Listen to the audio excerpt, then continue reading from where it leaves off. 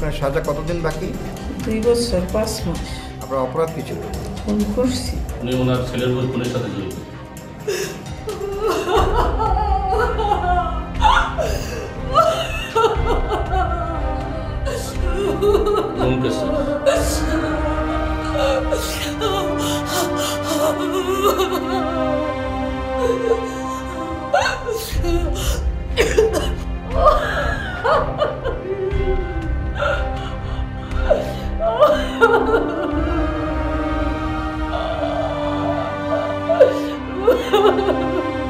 সত্য ঘটনা অবলম্বনে নির্মিত ক্রাইম স্টোরি দেখার জন্য আপনাদের সবাইকে স্বাগত জানাচ্ছি। আমি প্রলয় রহমান।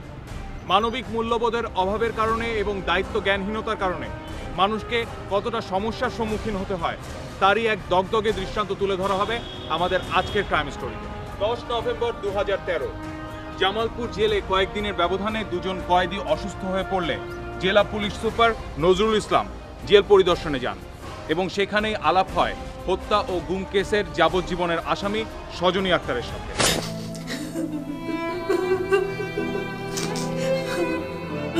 সজনী, প্লিজ কাঁদবেন না, পুরো ঘটনাটা আমাকে খুলে বলেন। স্যার সেদিন সকালে স্যার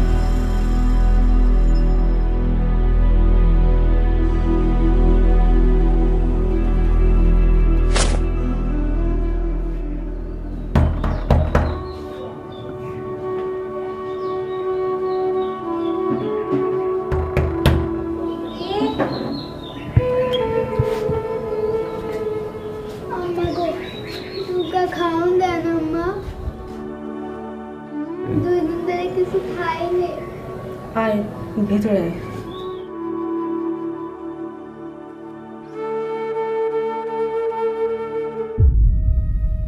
তোর বাসায় কে কে আছে?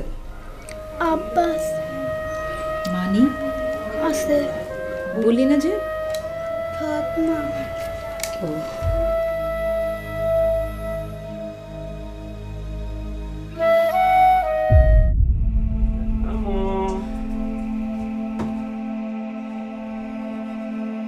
লাকি, লাকি এই পানি দিয়ে যা তো এখানে।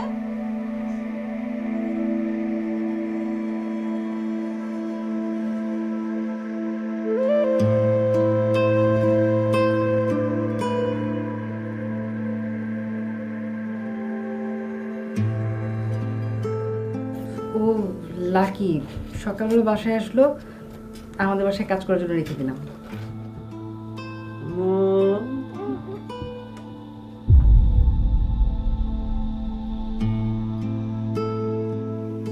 তুমি যে মেয়েটা রাখলে কাজটা কি ঠিক হবে?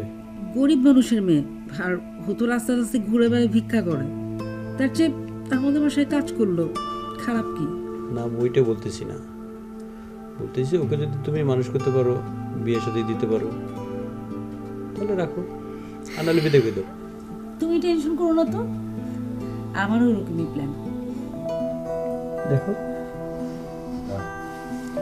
আয় আয় চাঁদ মামা টিপ দিয়ে যা,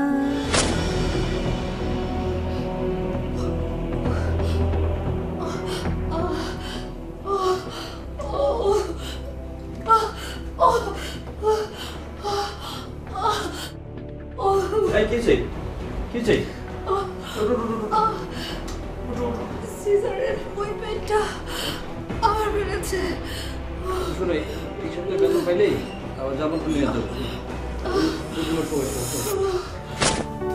আম্মা কি আপনার কবে যাবেন আম্মা? কেন তুই কি করবি? আমিও আপনাকে লগে যাবো। ধুর, তুই গিয়ে কি করবি? কাজ করবো। না, তোর গিয়ে কাজ নাই, তুই এখানেই থাক। আম্মা, আপনার যদি আমার না নিয়ে যান আমি না খেয়ে মরে যাবো আম্মা। আচ্ছা থাম, দেখি তোর খালুর সাথে কথা বলে দেখি। এই লাকি তো আমাদের সাথে যেতে যাচ্ছে। তোমার কি মাথা খারাপ? জামালপুর কে এনে অনেক দূর, তাছাড়া খরচ পাতির একটা ব্যাপার আছে। কিন্তু কি করবো, ও তো অনেক কান্নাকাটি করতেছে। করুক, ও বাচ্চা মানুষ কান্নাকাটি করবি, তুমি ওর বুঝাও। আমি ওর বাপেরা খবর দিই, আসি নিয়ে যাক, পরে আমার ঘুরে আসলে ওরা আবার নিয়ে আসবো, ঠিক আছে?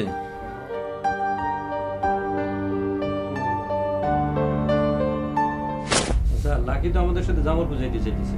চাইতেছে লয়ে যান। না, বলছিলাম কি, সজনী তো অসুস্থ, তো কদিন আপনার বাসায় থাক, আমরা ঘুরে আসি, তারপর সংবাদ দিলে আসেন। আপনি তো জানেনই আমার এনে খাওয়ার খুব কষ্ট। তুমি কি বলো? আমি কি বলবো, উনি বলছে গরিব মানুষ, আর তাছাড়া শানুরও তো একজন সঙ্গী লাগে। ঠিক আছে।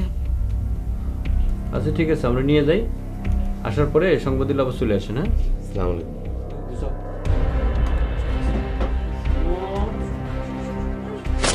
সজনী ও শাহিন দম্পতি তাদের 2 বছরের শিশুকন্যা শানু এবং কাজীর মেয়ে লাকিকে নিয়ে জামালপুরে আসেন। এই লাকিকে তো কোথাও পাওয়া যাচ্ছে না। আরে বলো কি? আমি সারা ঘর তছনছ করে খুঁজেছি, আশেপাশে সব জায়গা খুঁজছো? কোথাও নেই। তুমি আশেপাশে সব বাসা খোঁজ খবর নাও, আমি বাইরে দেখেছি কোথাও আছে কিনা। যাও, তাড়াতাড়ি দেখো।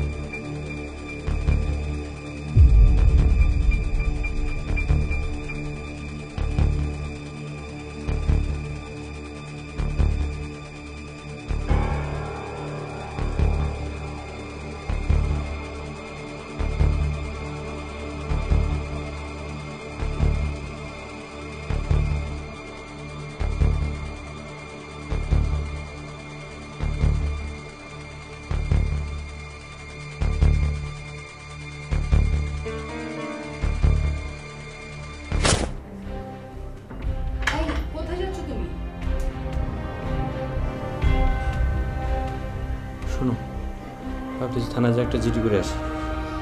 এর মধ্যে থানা পুলিশের কি আছে?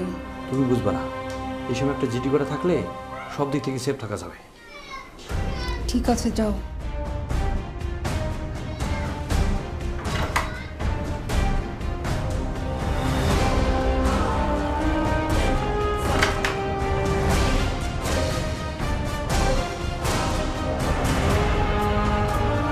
মৌলভীবাজার জেলার শ্রীমঙ্গল উপজেলার তরাজ মিয়ার 10 থেকে 12 বছরের মেয়ে লাকি, শাহিন এবং সজনী দম্পতির সাথে জামালপুরে আসার 1 সপ্তাহের মাথায় হঠাৎ উধাও হয়ে যায়। ভাই, কাপড় কাছে সাবান আছে? হ্যাঁ আছে। কয়টা? একটা। আপনার বাড়ি থেকে তরাজমন মেয়ে আরা গেছে না? হারাই গেছে না রেপ টেপ করে মাইরা পিত্তে হালাইছে কেটা জানে? ও ভাই, আবল তাবল কথা বলতেছেন কেন? আবল তাবল হারাই যাইব কই? তরাজমনের উচিত থানায় মামলা করা। আমার মায়া তো বাঁচায় নাই। বাড়িতে যাই না তাহলে কোথায় যাবে? এটা তো আপনারা ভালো জানেন। আপনি হয়তো মায়া কামে দিছি, মায়া কই যাইব? শুনেন, আমরা থানায় জিডি করছি, আশেপাশে সব জায়গায় খোঁজ খবর লাগাইছি, পাওয়া যাবে, খুঁজে বের করা যাবে, চিন্তা করুন না। তোমরা এখন যাও, আর আমরা তো যথাসাধ্য চেষ্টা করছি, আমরা পেলে তোমাদের জানাবো। আমার একটাই ভাইয়া, আপনার একটু ভালো করে বুঝো না বাবা। ঠিক আছে, তোমরা এখন যাও। আইসা খবর দিয়ে। ঠিক আছে।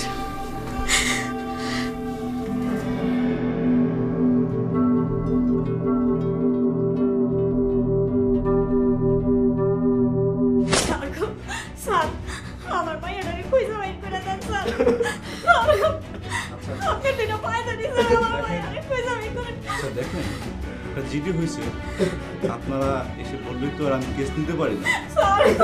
কেস নেওয়ার জন্য ন্যূনতম একটা এভিডেন্স দরকার। তাইলে তো আমরা কোনো বিচার পাবো না স্যার। স্যার আপনি রাত মিনতি করি স্যার, আমার মাইয়া তার বিচারটা করেন স্যার আপনারা। আচ্ছা আমরা চেষ্টা করবো আপনাদের বিষয়টা আমরা দেখবো, গুরুত্বের সহিত দেখবো, যাতে আপনাদের মেয়েটাকে আমরা ফেরাই দিতে পারি আপনাদের কাছে।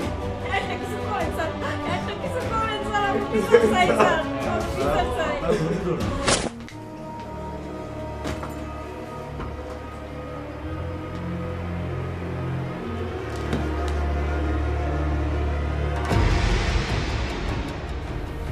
কি ব্যাপার?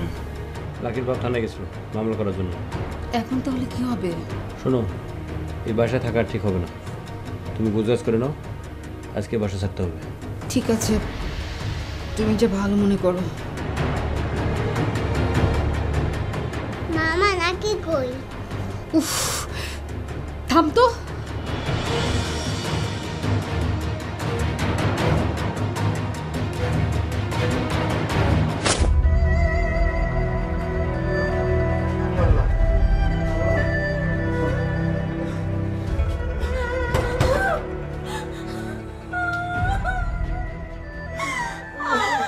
আমার মাইয়া, তুমি আমার মাইয়া রাইনা দিবা। কি ব্যাপার? মাইয়া ও স্যার, স্যার আমার মাইয়াটা আমার মেডিকেল কাজ করতো, আপনারা দেখছেন স্যার। ওনারা তো বাড়ি ছেড়ে চলে ওরে আল্লাহ রে, আমার মাইয়া কই গেল?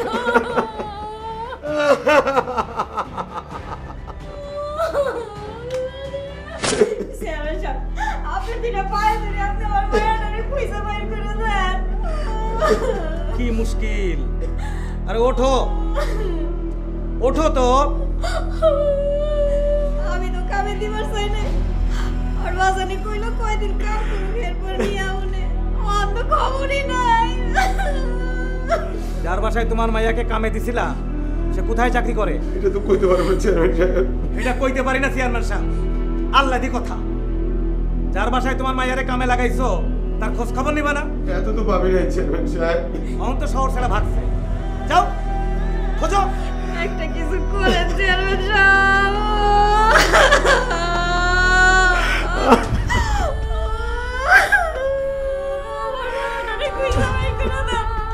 আমার একটাই মাত্র মাইয়া। ওসি সাহেবের সাথে কিছুক্ষণ আগে কথা বললাম। কি ওটা কিস করবে?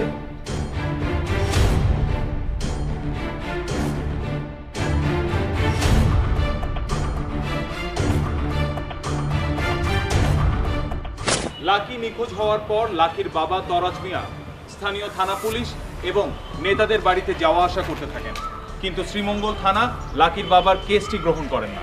ঘটনার এ পর্যায়ে এসে লাকির বাবা মৌলভীবাজার কোর্টে শরণাপন্ন। সাহেব, আমার একটাই মাইয়া, মায়াটারে মাইরা গুম কইরা ফেলাইছে। আহ থামো, উকিল সাহেবের সাথে কথা বলছে, একটু কথা বলতে দাও। চেয়ারম্যান সাহেব, আমি জজ সাহেবকে বলে একটা ইনকোয়ারির ব্যবস্থা করি, পরবর্তীতে ইনকোয়ারির রিপোর্ট দেখেই ব্যবস্থা নেওয়া যাবে। আচ্ছা ঠিক আছে, আপনি যা ভালো মনে করেন তাই করুন।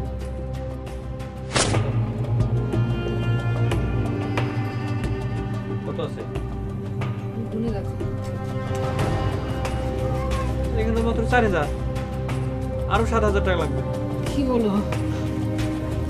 আমার কাছে যা টাকা ছিল সবই তো দিয়ে দিলাম। আজকের মধ্যে সব টাকা ওখানে পাঠাইতে হবে। এত টাকা আমি কোথায় পাবো? এই, এত টাকা আমরা এখন কোথায় পাবো? এখন কি হবে? আচ্ছা দেখি কি করা যায়।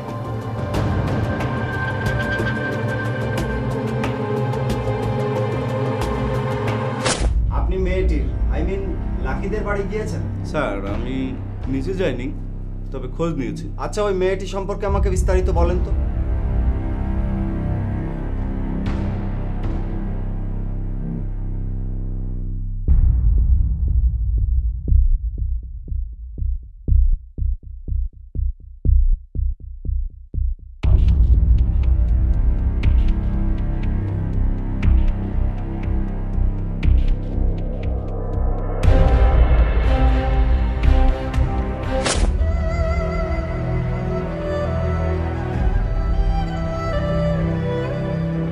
টাকা পাইছো?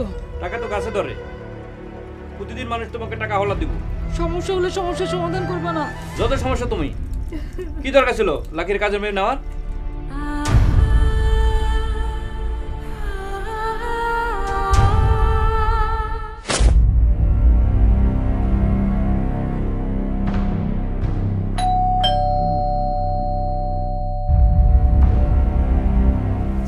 ওয়ালাইকুম আসসালাম। আমি এসিল্যান্ড শ্রীমঙ্গল। এটা কি আপনাদের বাসা? জি আমাদের বাসা। আচ্ছা, আপনার এখানে শাহিন সাহেব একজন থাকতেন না? জি থাকতেন। ওনারা এখন কোথায়? ওনারা তো বাড়ি ছেড়ে চলে গেছে। আপনার নাম? আমার নাম হায়দার। আচ্ছা, শাহিন সাহেবের বাসায় লাকি নামের একটা মেয়ে থাকতো?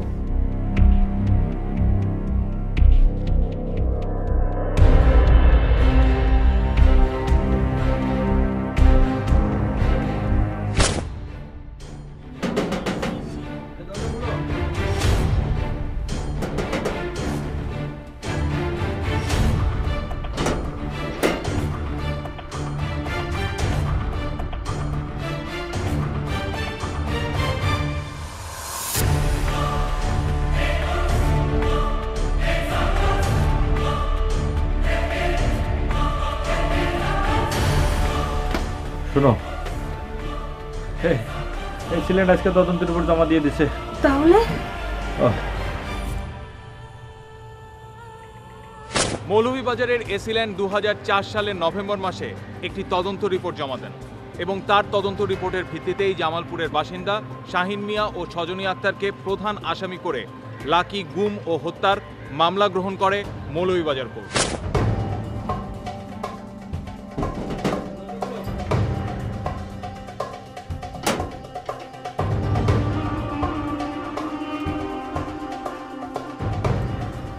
কি হলো?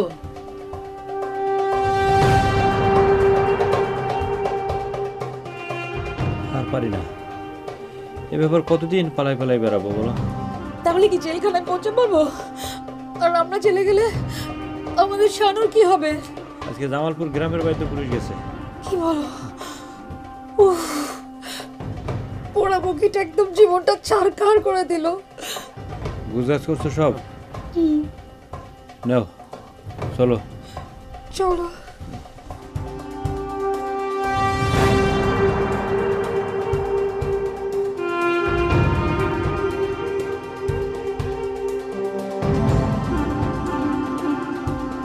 দীর্ঘ 3 বছর পর 2007 সালে মৌলভীবাজার কোর্ট আসামিদের অনুপস্থিতিতেই লাকি গুম ও হত্যা মামলার রায় প্রদান করেন। রায়ে আসামি শাহিন মিয়া ও সজনী আক্তারকে সশ্রম যাবজ্জীবন কারাদণ্ডে দণ্ডিত করা হয়।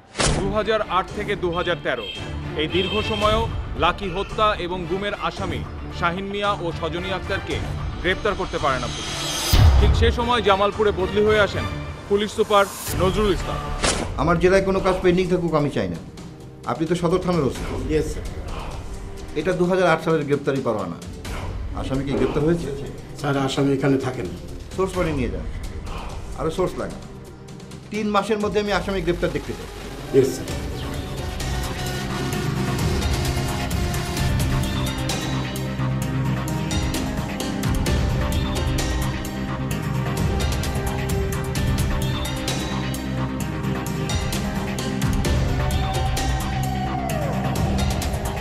এটা হলো শাহিন সজনীর গ্রেপ্তারি পরোয়ানা।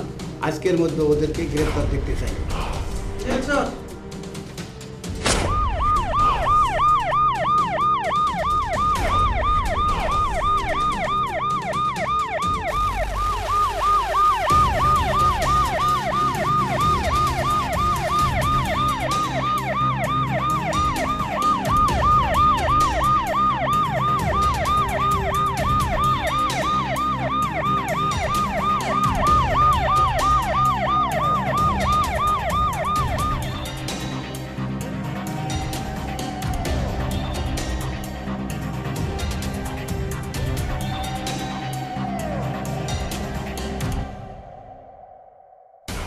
এবার দেখো আসেন, বাইরে আসেন, বাইরে আসেন।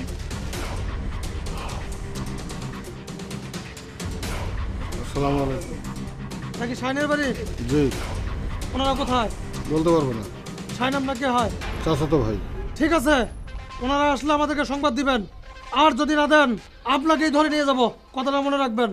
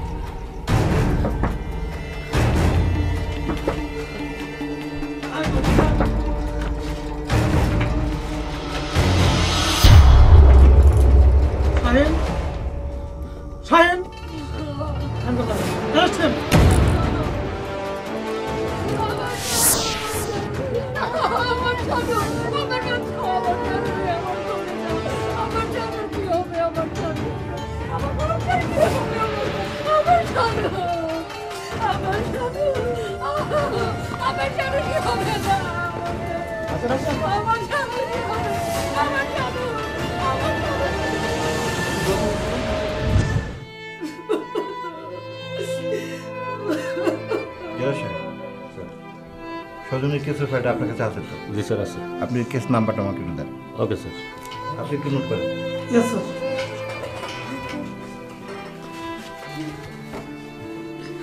স্যার মামলা নাম্বার 37, তারিখ 10/8/2004। Okay sir.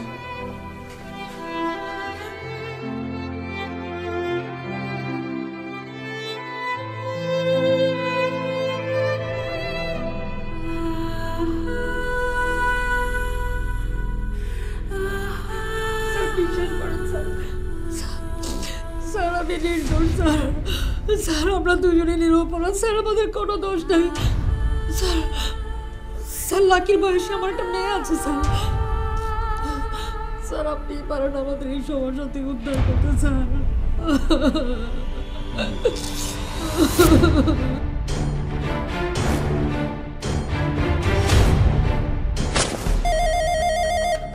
হ্যালো, আসসালামু আলাইকুম স্যার। স্যার কি নাম বললেন স্যার? তরাজ মিয়া। ঠিক আছে স্যার, একটু লিখে নেই স্যার।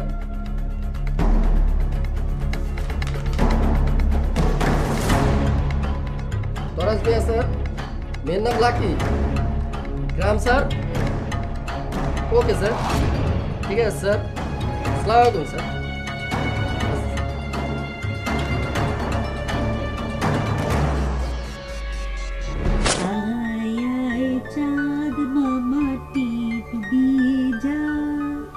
চাঁদের কপালে চাঁদ টিপ দিয়ে যা।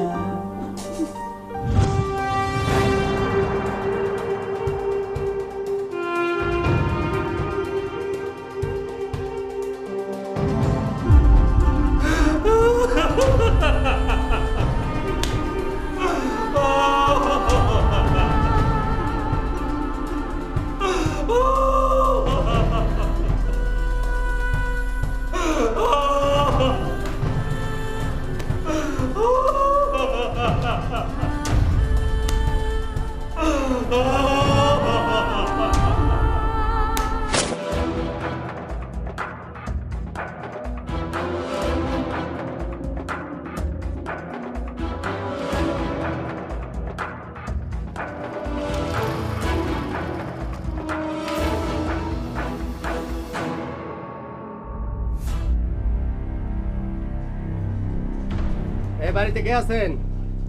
বাড়িতে কেউ আছেন নাকি? বাড়িতে কেউ থাকলে আসেন, স্যার সাথে কথা বলেন। আসসালামু আলাইকুম। ওয়ালাইকুম আসসালাম। এটা তরাজ মিয়ার বাড়ি না?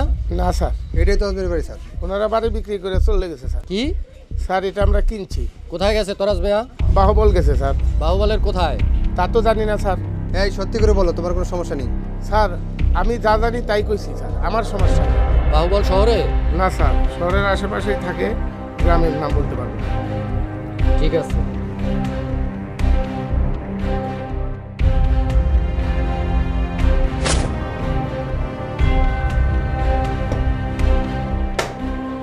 স্যার জামাল পেস্ট স্যার ফোন করেছিল স্যার। কেন? স্যার আপনার নাম্বার দিয়েছি স্যার। স্যার আমি নির্দোষ স্যার। স্যার আমরা দুজনে নিরপরাধ স্যার, আমাদের কোনো দোষ নেই স্যার। স্যার লাকির বয়সে আমার একটা মেয়ে আছে স্যার।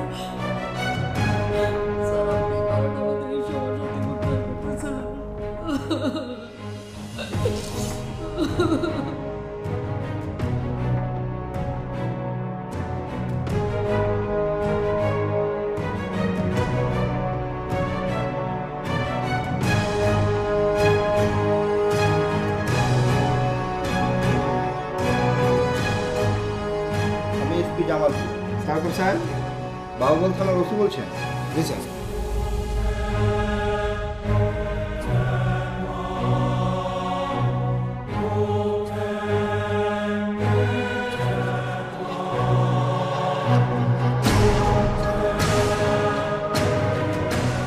তরাজ মেমের নাম লাকি, শুধু এইটুকু ইনফরমেশন দিয়ে খুঁজে বের করা সো ডিফিকাল্ট স্যার। আপনি এক কাজ করেন, আপনার থানায় চৌকিদার পারেনি, ওদেরকে বিষয়টা বুঝাই বলেন। শোনো, বাড়ি বাড়ি গিয়ে খোঁজার দরকার নেই। আমাদের এলাকার নতুন লোকদের তোমরা চেনো, গত 5 বছরে যারা তোমাদের এলাকা বাড়ি করেছে তাদের বাড়ি গিয়ে শুধু সন্ধান করবা, দেখবা পেয়ে যাবা। যদি কোনো নতুন লোকের সন্ধান পাও তাহলে কিচ্ছু করার দরকার নেই, তোমরা শুধু মোবাইল ফোনে আমাকে জানাও।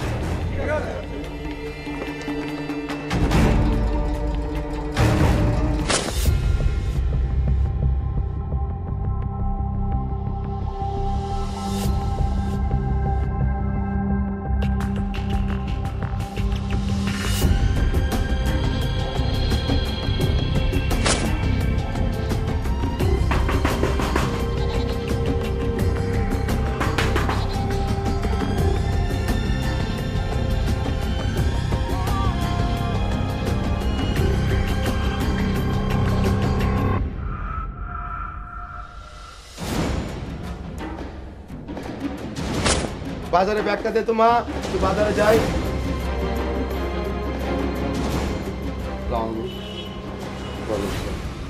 নামটা একটু জানতে পারি? আমার নাম কুরাজ মিয়া।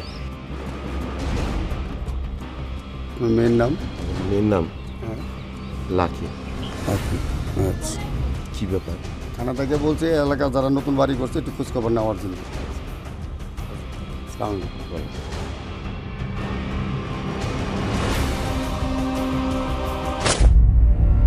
হ্যালো, কি বললা?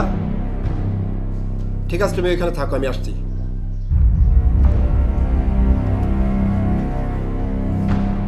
বাহুবল থানার ওসি তরাজ মিয়া ও লাকির খোঁজ পাওয়ার পরপরই জামালপুর থানার জেলা পুলিশ সুপার নজরুল ইসলামের পরামর্শে শাহিন মিয়ার আত্মীয় জ্যোতি বাদী হয়ে তরাজ মিয়া ও লাকির বিরুদ্ধে জামালপুর থানায় একটি মামলা দায়ের করেন এবং এই মামলার পরিপ্রেক্ষিতে বাহুবল থানা তরাজ মিয়া ও লাকিকে গ্রেফতার করে জামালপুর থানায় সোপর্দ করে।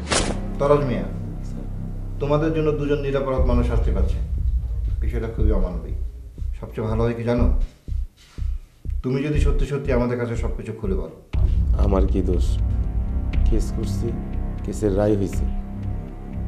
আমরা তো ভাবছি আমার মেয়েটার উনি মেরে ফেলাইছে। রায় হওয়ার 4 বছর পর ওটা দেখতেন। আসসালামু আলাইকুম। এটা কি তরাজ মিয়ার বাড়ি? হ্যাঁ। আমি আপনাকে মাইয়ার জামাই। হ্যাঁ? কি কো? হ্যাঁ মা। তোমরা ভালো আছো বাবা? হ্যাঁ মা। আরে তাড়াতাড়ি ঘরে চলো। শুনো বাবা, এক কলম যাবজ্জীবন সাজা হয়ে গেছে গা। তুমি খাওয়া দাওয়া করে চুপচাপ চলে যেও, কেউ যেন না দেখে। জি আব্বা। আমরা সব কিছু গুছগাছ করে বিক্রি করে তোমাকে নাইতাছি, তোমার না আওয়া দরকার নেই। আচ্ছা আব্বা। চলো খাওয়া দাওয়া করবা।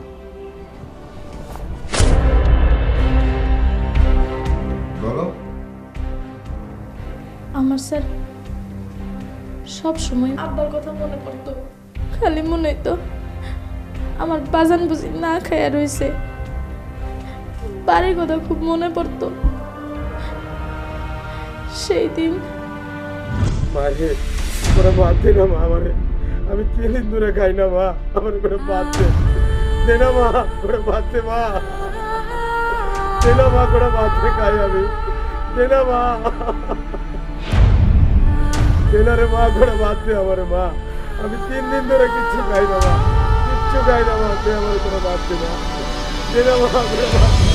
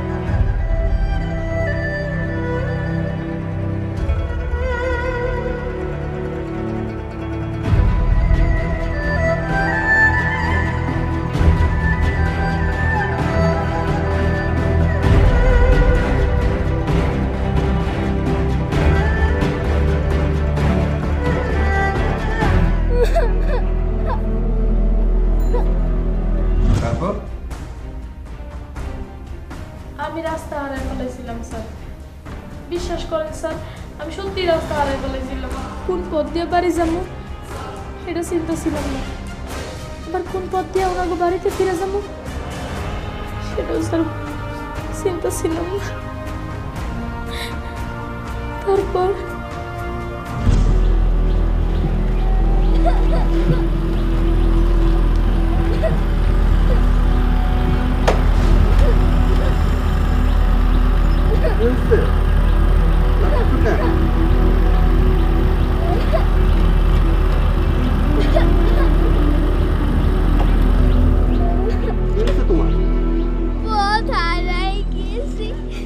কোথায় যাবা তুমি? বাড়ি যাব। বাড়ি কোথায় তোমার?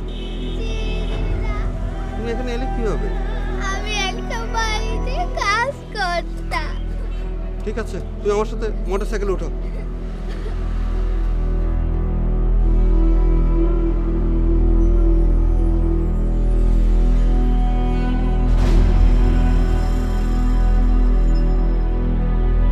তারপর তারপর স্যার উনি আমারে মোটর সাইকেলে করে ওনাকে বাড়ি লয়ে গেল। ভদ্রলোকের বাড়ি কোথায়? ভাওগল শহরে স্যার।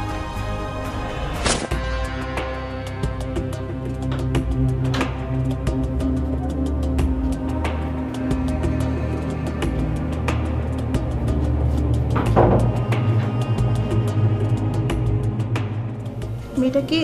বাসা হারিয়ে রাস্তায় কান্না করছিল, সাথে করে নিয়ে আসলাম। কি নাম তোমার? লাকি। তোমার বাসা কোথায়? জানি না। তোমার বাবা মা? এটাও জানি না।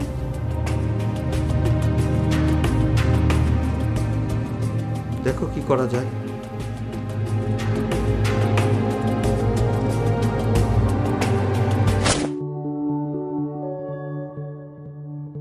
এই প্লাস্টিক একটু দাও তো। একবার প্লাস, একবার টেস্টার। আমি কি আপনার হেল্পার নাকি? তোমার মতো হেল্পার পাইলে তো আল্লাহর কাছে আর কিছুই চাইতাম না। ইস, শখ কত। পয়সা কাম করেন।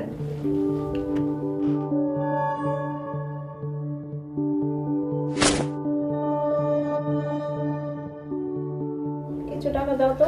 কেন টাকাটা দিলাম? না, লাকির কাপড় সব ছোট হয়ে গেছে তো, ওর জন্য সিলভার কামিজ কিনতে হবে। ও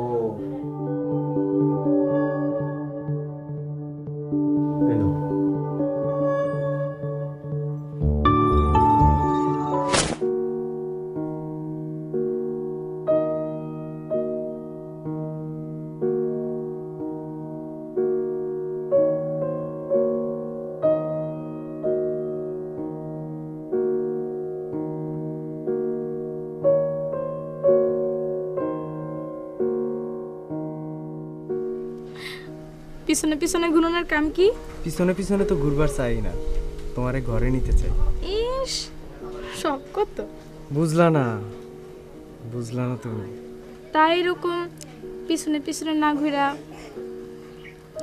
ঘরে লনের কাম করলেই তো হয়। সত্যি সত্যি তোমার অনেক সুন্দর লাগতেছে। আমি যে এটা শুনবো ভাবতেও পারি নাই। আসলেই তোমার সুন্দর লাগতেছে। হ্যালো, শুনছো? লাকি তো বাসায় নেই, বাসা ছেড়ে পালাইছে।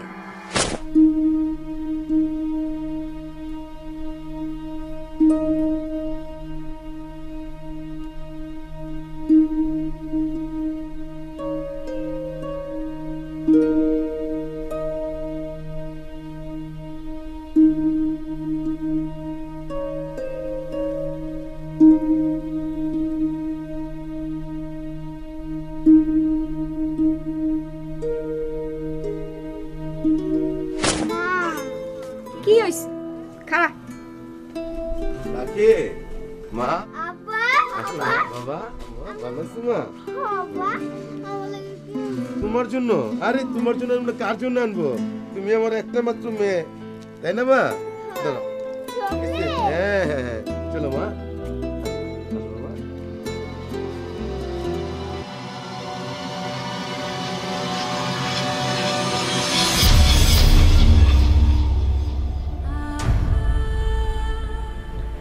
কি হয়েছে?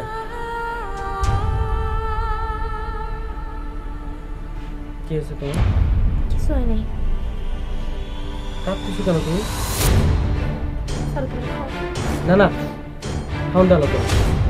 কি হয়েছে তোমার শোনাবো?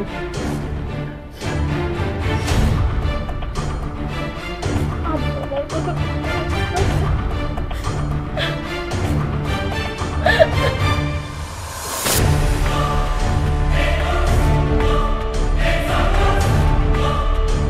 লাকি গুম এবং হত্যা মামলা আবার নতুন করে কোর্টে উঠেছে।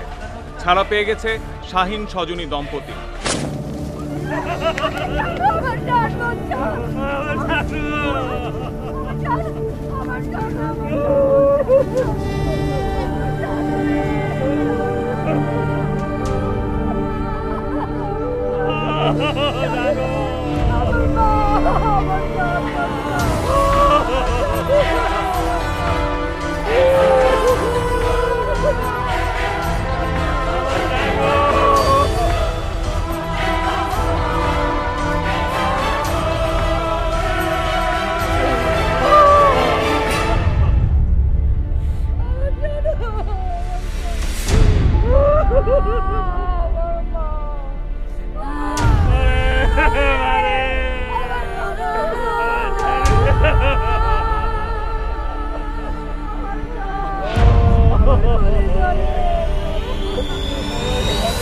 জ্যোতির দায়ের করা মামলায় হয়তো অল্প কিছুদিনের সাজা ভোগ করার পর মুক্তি পেয়ে যাবে তরাজ মিয়া এবং লাকি। কিন্তু এই মানুষগুলোর জ্ঞাতে বা অজ্ঞাতে যে ভুলগুলো আমাদের সামনে প্রতীয়মান হচ্ছে সেগুলো আসলে ভুল না অপরাধ।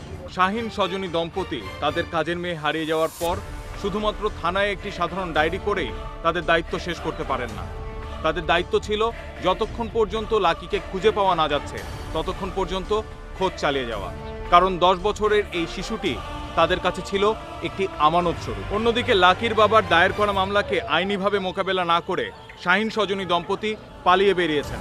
এগুলোকে কি কোনোভাবেই ভুল বলে ধরে নেওয়া যেতে পারে? আবার তরাজ মিয়া যখন মেয়েকে খুঁজে পেয়েছেন তখন তিনি বিষয়টি কোর্টের নজরে না এনে নিজেকে লুকিয়ে ফেলেছেন, যা অপরাধেরই শামিল। আর আমরা এই অপরাধগুলো করছি আমাদের ক্ষয়িষ্ণু মানবিক মূল্যবোধের কারণে।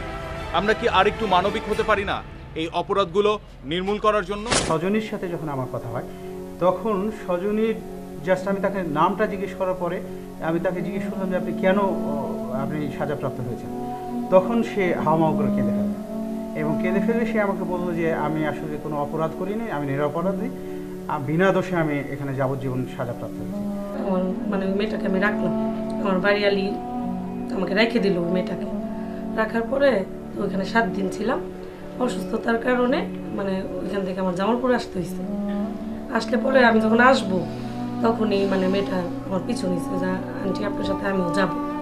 ওই সময়টা আমার ফ্যামিলির মধ্যে খুব বেশি একটা অর্থনৈতিক চাপের মধ্যে আমি পড়ে গেছিলাম। মেয়েটা ছোট, তার ওই একদম রিয়েল ট্রুথ যেটা আর কি, ওর দুধটা পর্যন্ত আমার কেনার টাকা ছিল না ওই সময়।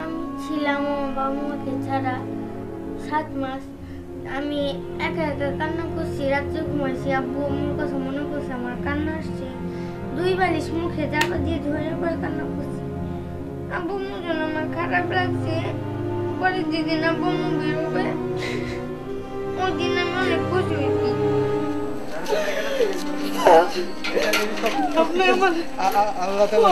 ঠিক আছে, না প্লিজ, এটা সবই আল্লাহ তাআলার রহমত। আমার বাবা মা কেউ ছিল না স্যার, আপনি তো স্যার আমার উপর মাথার মত না আমার বাচ্চার মুক্তি ছিল না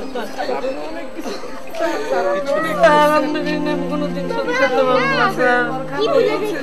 আমার স্যার না থাকলে আমার বাঁচা সম্ভব হইতো না। আমার কালু আমার বাবার সমান। আমার এই স্যার আমার কেমনে মুক্ত করছে, আল্লাহর রহমতে মুক্ত করছে। আল্লাহর কাছে আমি ওনার জন্য অনেক দয়া করি এবং এমন আদর্শ পুলিশ অফিসার যেন সবার ঘরে বাংলাদেশে থাকে। আমি যেটা ওই মামলার ডকেট পর্যালোচনা করেছি সেখানে দেখেছি যে ওই মামলাটা তদন্ত করেছে একজন নন প্রফেশনাল ব্যক্তি। আমি বলবো যে যিনি রেগুলার তদন্তকারী নন, উনি ছিলেন ওখানকার শ্রীমঙ্গল থানার এসি ল্যান্ড। ওই অনেক কষ্ট করছি ভাই, 7 দিন বাসায় কাজ করছে ওই মেয়েটা। আমার একটা আফসোস যে এত অল্প সময় মানুষ দীর্ঘদিন কাজ করেও মেয়েটা 7 দিন আমার বাসায় কাজ করলো না। ওর বাবা আমার জীবন থেকে 10টা বছর কেড়ে নিল। এখনো ভাবতে কষ্ট হয়েছে জেলখানায় ছিলাম। ব্যক্তিগত প্রতিবাদ অথবা শুধুমাত্র সরকারি প্রচেষ্টায় এদেশের সকল প্রকার অপরাধ নির্মূল করা সম্ভব নয়। একটু সচেতনতা, আইনি পরামর্শ এবং সঠিক অনুসন্ধান থাকলেই হয়তো এদেশের বেশিরভাগ সামাজিক অপরাধ নির্মূল করা সম্ভব হতো। বাংলাদেশে এই প্রথম কার্যক্রম শুরু করেছে বেসরকারি অনুসন্ধানী সংস্থা হেল্প দি বাংলাদেশ, যে সংস্থাটি প্রাক্তন পদস্থ সামরিক, পুলিশ, আইনজীবী ও অভিজ্ঞ পরামর্শক দ্বারা পরিচালিত। সঠিক আইনি ও সামাজিক সমস্যা সমাধান এবং পরামর্শের জন্য সুধী দর্শক, আপনারাও সহযোগিতা নিতে পারেন হেল্প দি বাংলাদেশের। ক্রাইম স্টোরি আজ এ পর্যন্তই। দেখা হবে আগামী পর্বে ভিন্ন কোনো অপরাধের কাহিনী নিয়ে। সে পর্যন্ত সবাই ভালো থাকবেন, নিরাপদে থাকবেন আর হৃদয় বাংলাদেশ নিয়ে সবসময় চ্যানেল আয়ের সাথেই থাকবেন।